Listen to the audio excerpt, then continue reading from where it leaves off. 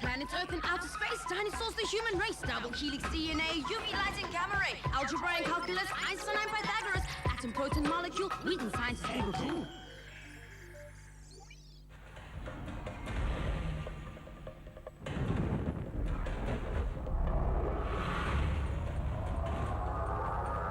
I get to light my own supernova.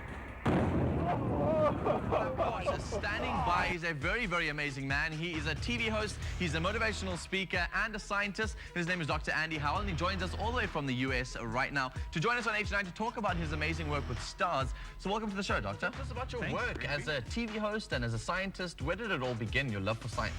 I think it was because when I was a little kid, I saw Star Wars when I was like 5 or something, and I thought, wow, that's so awesome. Like, there's like these planets out there around other stars and other stuff going on. I want to figure out as much as I can about that. And so it started from a very, very young age, and you went to go and study astronomy, I'm assuming? Yeah, and then in university, I did some summer research projects where they actually pay you to do astronomy. I was like, wow, you can get paid to do this? You can just think awesome stuff about the universe and people pay you money? This is great. It's one of the most romantic things to stand outside, stare at the night sky, and watch the stars glisten and maybe see a couple of shooting stars. But you look for something even more specific when you look at the sky. You guys look at supernovae, which is plural for supernova, which is basically an exploding star. Where did this love for supernovae begin?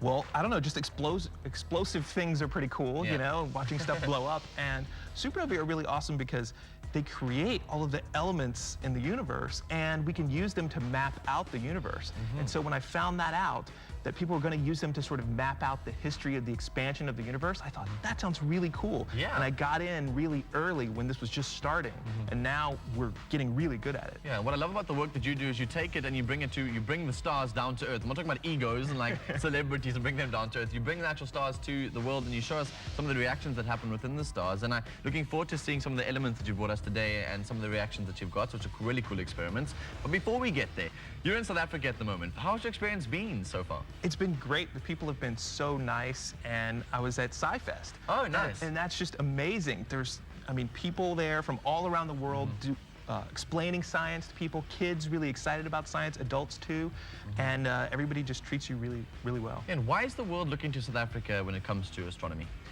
South Africa is really doing great things in astronomy. They have the South African Large Telescope, one of the biggest telescopes in the world. AKA SALT? Yeah, SALT, that's right. It's doing amazing stuff right now. The Square Kilometer Array is going to be coming up. It's going to be built in South Africa. And we're putting telescopes in South Africa as well.